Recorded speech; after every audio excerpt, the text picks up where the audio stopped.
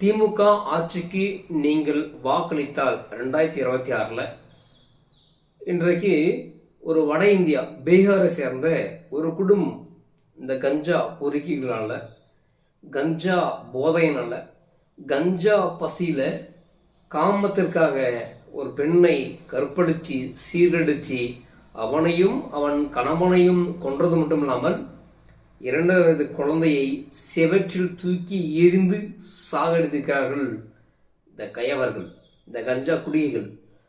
60 வருடம் திராவிட ஆட்சியில தமிழர்களை கஞ்சா குடிகளாகவும் போதை ஆசைமைகளும் மாற்றியதான் திராவிட மாடலின் சாதனை.